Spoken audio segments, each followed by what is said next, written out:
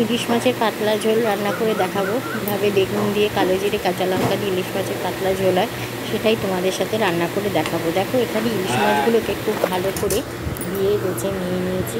ইলিশ মাছগুলোকে খুব ভালো করে ধুতে হবে, কারণ এর মধ্যে বালি থাকে। এবার ইলিশ মাছের মধ্যে আমি খুব লম্বা লম্বা করে বেগুন কেটে নিয়েছি। বেগুনগুলোকে খুব ভালো করে লাল করে ভেজে নেব।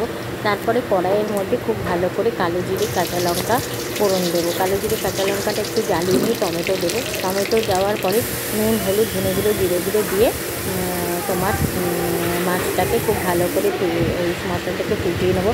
ফুটিয়ে নেওয়ার পরে সব মাছগুলো এর মধ্যে ঢেলে দেবো। মাছগুলো ঢেলে দিলে মাছগুলো এই ঝোলের সাথে মাখা মাখা হয়ে যাবে। তারপর জল দিয়ে এটাকে এরকম করে নামিয়ে নেবো। খুব ভালো করে ফুটিয়ে নিয়ে জল দিয়ে নামিয়ে নেবো। এরকম পাতলা ঝোল খেতে খুবই ভালো লাগে।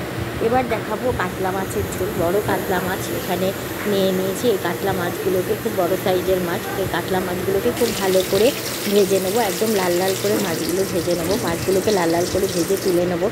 এইবার তেলের মধ্যে আমি গোটা জিরে আর কাঁচা লঙ্কা ফোড়ন দিয়েছি, একটু পেঁয়াজ দিয়েছি। পেঁয়াজের মধ্যে আলু দিয়ে দেবো, টমেটো দিয়ে দেবো।